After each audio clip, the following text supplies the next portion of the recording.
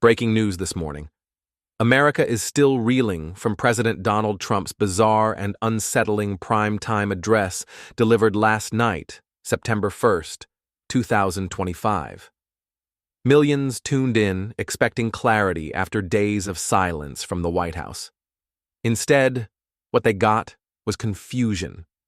Standing stiffly at the podium, his voice raspy, Trump spoke in vague, cryptic phrases about a new era, danger from within, and sacrifices to save the nation. No specifics, no policies, no clear explanation. After less than 15 minutes, he walked off the stage without taking questions. The reaction was immediate. Networks scrambled to interpret his words, cutting to panels of experts who admitted they were baffled. "I've covered presidents for 30 years, one analyst said, "and I've never seen anything like this." It wasn't a policy speech. It was a warning, or maybe even a threat. Social media exploded. Hashtags like hashtag Trump collapse, hashtag what did he say, and hashtag dark speech trended within minutes. Memes mocked his vague talk of shadows over America, while others claimed his slurred delivery proved he was gravely ill. Across the country, people gathered in bars, living rooms, and public squares, watching replays and debating what they had just witnessed. In New York, a group of protesters projected the words, "Tell us the truth," onto a skyscraper. In Dallas, Trump supporters cheered, insisting he was preparing to reveal the greatest plan in history. In Los Angeles, students marched with signs reading, "End of democracy" and "We demand answers." This morning, the uncertainty has only deepened. Markets opened shaky, reporters camped outside hospitals, and whispers spread that even senior officials were caught off guard. The White House has released no clarifications, only a single cryptic statement. The president has spoken. The nation must prepare. What exactly must America prepare for? No one knows. But one thing is certain. September has begun with chaos, and the fallout from Trump's strange address may mark the start of the most dangerous chapter in modern U.S. history. By sunrise on September 2nd, the country was drowning in speculation. Trump's cryptic words, "a new era," "shadows within," "sacrifices must be made," were dissected frame by frame, second by second, as if they contained hidden codes. On social media, amateur lip readers swore he whispered "resignation" under his breath. Conspiracy forums insisted the odd pauses and slurred tone were evidence of a secret stroke. Others claimed the president was deliberately vague because he was preparing to declare martial law. In the vacuum of facts, every theory felt possible. Television networks stoked the frenzy. Some anchors speculated Trump might be preparing to suspend elections entirely. Others asked if the United States was on the verge of a constitutional crisis. The more the White House refused to clarify, the wilder the rumors became. Drone footage of military vehicles moving through Washington was replayed endlessly, even after Pentagon officials insisted it was a routine exercise. Online, that denial only fueled more paranoia. They're lying. He's getting ready to seize power. Meanwhile, hashtags erupted across platforms. # Trump resigns rocketed to the top of X, followed closely by # coup in America and # end of democracy. TikTok was flooded with clips splicing Trump's speech with ominous music and captions like, "This is how dictatorships begin." On Facebook, millions shared chain posts warning citizens to stock up on food and cash before it's too late. The sense of dread spread faster than wildfire. Ordinary Americans woke up to chaos. At coffee shops, customers whispered nervously about whether the president was sick, whether the government was collapsing, or whether troops would soon patrol the streets. In workplaces, Televisions blared non-stop coverage, while schools buzzed with anxious conversations. Even late-night comedians broke character, confessing they didn't know whether to laugh or cry. The White House, once again, stayed silent. No press conferences, no tweets from Trump himself, only a cryptic promise that more will be revealed soon. And as the silence dragged on, fear hardened into something darker, an anticipation that the country was on the edge of an irreversible break. By midday on September 2nd, the uncertainty triggered a financial earthquake. Wall Street opened in chaos as the Dow plunged nearly 900 points within the first hour of trading, its steepest drop in over a decade. Investors scrambled to pull money from volatile stocks and poured into gold, bonds, and even cryptocurrencies. Television anchors spoke in hushed tones, comparing the moment to Black Monday. The fear was not just economic, it was existential. No one knew whether the president was preparing to resign, declare war, or simply collapse.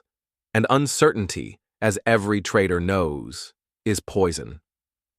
Across the country, banks reported unusually high withdrawals as nervous citizens lined up to take out cash. In some cities, ATMs ran empty before noon.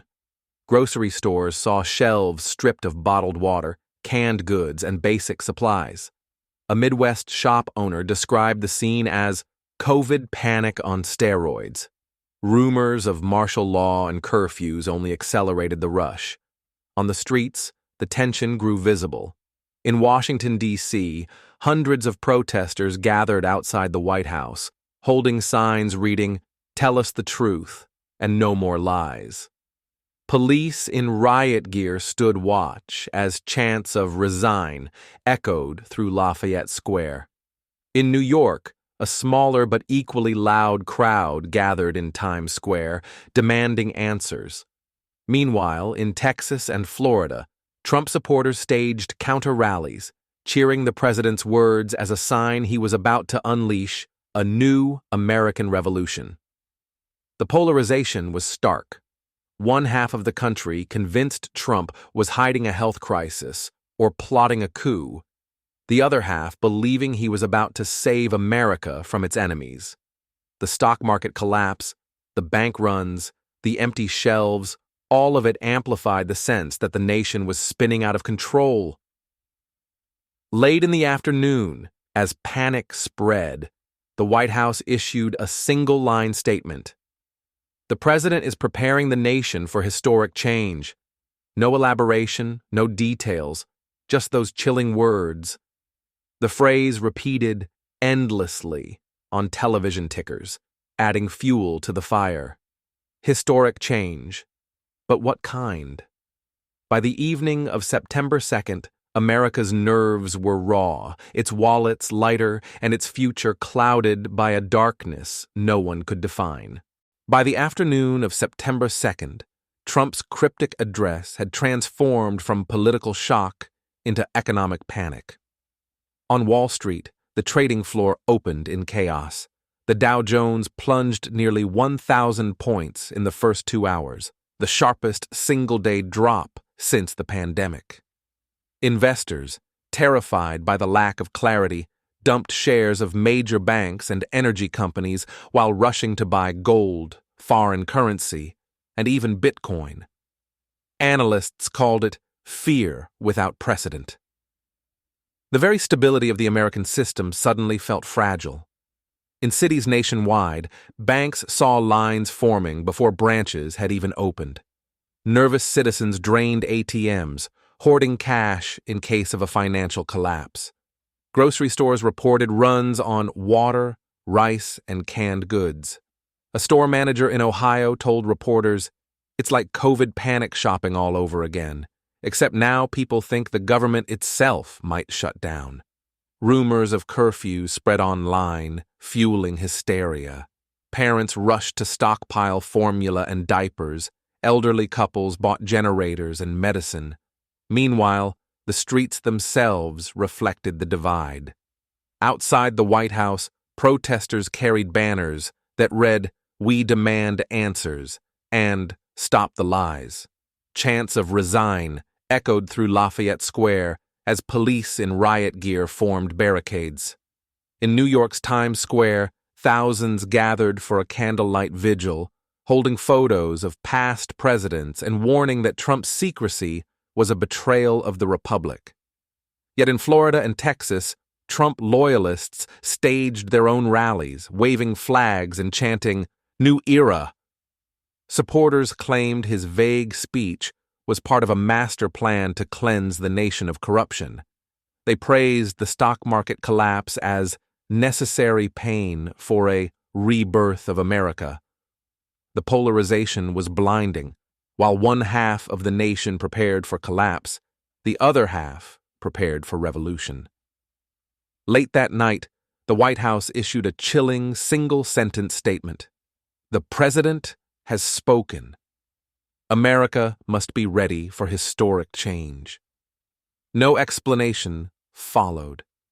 The words repeated across every television screen, leaving a country already on edge, trembling at what might come next. As panic spread through markets and streets, America's political voices rose to fill the vacuum left by Trump's silence. California Governor Gavin Newsom appeared before reporters in Sacramento, his tone urgent and uncompromising. "The president owes this nation the truth," he declared. Instead, he offers shadows, secrecy, and fear. This is not leadership. It is manipulation. America cannot be governed by cryptic riddles. We demand clarity now. His words, carried live on national television, ignited both applause and outrage, cementing him as the clearest Democratic challenger in the storm. Congresswoman Jasmine Crockett followed hours later with her own thunderous remarks on the House floor. "Donald Trump is playing with the heartbeat of this nation," she said, voice rising over the chamber. "Markets are collapsing, families are panicking, and our allies are watching in horror. And what do we get? A speech about sacrifice and darkness. This isn't guidance. It's gaslighting." Members of her caucus stood to applaud as Republicans shouted back, deepening the spectacle. Newsom and Crockett quickly became the dual faces of opposition, their clips shared millions of times across TikTok, YouTube, and X. Hashtags, Desat, Tell the Truth. Trump and Voices for Democracy surged to the top of social media feeds. Protesters outside the White House replayed Newsom's speech on loudspeakers, chanting his lines in rhythm with Crockett's fiery words. Together, their message carried weight. Trump was no longer just a president. They painted him as a threat. The tension echoed far beyond political speeches. In churches, pastors preached about false prophets in power. At universities, professors warned students that they were living through a constitutional breaking point. Even some Republicans broke ranks, urging Trump to clarify his health and intentions before panic spiraled further. But Trump remained silent, issuing no tweets, no press conferences, only a tightening shroud of mystery. Into that silence, Newsom and Crockett poured fire, transforming a vague presidential address into a nationwide indictment. The battle lines were drawn. America now had two competing narratives: Trump's cryptic "new era" and the opposition's warning that democracy itself was being led into darkness. As America wrestled with confusion, the world looked on in disbelief. Trump's 15-minute address and the chaos that followed dominated front pages from London to Tokyo. The Financial Times asked bluntly, "Is America breaking?" While Le Monde ran the headline, "The End of the American Example." European leaders voiced unease during emergency press briefings. Germany's chancellor warned, "When America trembles, the world shakes." In France, the president described Trump's speech as ominous and destabilizing, calling for U.S. officials to reassure allies. In Canada, officials expressed alarm at the sudden volatility south of the border. The Prime Minister avoided direct criticism, but admitted that markets are rattled, democracies are watching, and America owes the world clarity. Across Asia, reactions were sharper. Japan's foreign minister urged Washington to honor its commitments to stability, while South Korea's media compared Trump's rhetoric to that of authoritarian regimes. In Mexico, one newspaper declared, "The empire no longer knows itself." Even the United Nations weighed in, with the Secretary General issuing a rare statement urging the United States to protect transparency and democratic process. Diplomats whispered of contingency plans should America spiral into deeper crisis. Some speculated that if Trump announced emergency powers, international markets could fracture and alliances could be tested like never before. Global financial centers mirrored the concern. The euro and yen strengthened as investors fled the dollar. Oil prices spiked on fears of U.S. instability, and analysts warned of ripple effects across emerging economies. The shock was not confined to politics. It was rewriting the balance of the world economy overnight. Meanwhile, Trump himself remained silent, fueling speculation that even he was watching the international fallout with satisfaction. "He wants this chaos," said one European analyst. "He thrives on it." The more unpredictable he becomes, the more the world is forced to bend to his narrative. For America's allies, Trump's cryptic words were not just a domestic issue. They were a global warning. The country that once projected stability was now exporting uncertainty. And the message was clear: if the United States falters, the entire world will feel the quake. Inside the United States, Trump's cryptic speech had split the nation clean down the middle. For his supporters, it was a call to arms, a signal that the president was preparing to unveil a great plan that would rescue America from corruption and decline. They flooded social media with messages of loyalty, promising to stand by him no matter what came next. "Trust the process," read one viral post shared hundreds of thousands of times. Trump is playing 5D chess. The darkness is about to end. But for his critics, the address was a nightmare come to life. They saw not strategy but sickness, not strength but secrecy. Pundits on liberal networks declared it the beginning of a soft coup. Protesters in cities like Chicago, Portland, and Philadelphia carried banners reading "Dictatorship Now" and "This Ends With Us." Rallies swelled to thousands as Americans demanded transparency, answers, and above all, the reassurance that the next election would still take place. The divide wasn't just political, it was personal. Families reported screaming matches at dinner tables, churches split into factions, pastors in conservative congregations hailed Trump as a chosen protector, while others denounced him as a false prophet. At universities, students marched while faculty held emergency teach-ins titled "Democracy on the Brink."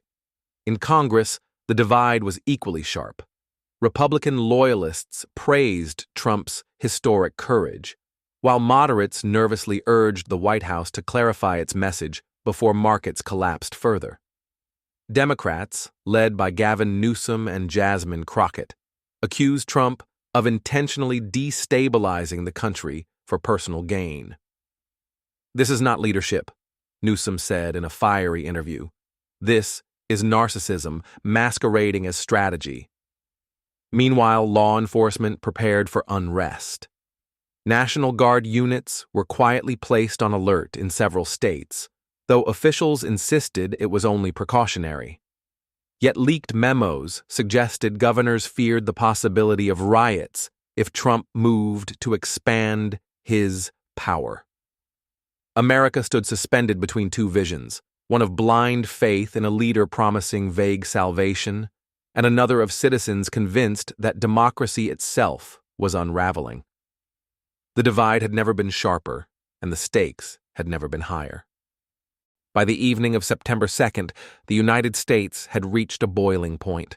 Across dozens of cities, hundreds of thousands filled the streets in the largest demonstrations since the 2020 protests. From New York to Los Angeles, chants thundered, "Tell us the truth!" and "No king in America!" Protesters carried torches, banners, and giant screens replaying Trump's strange speech on loop.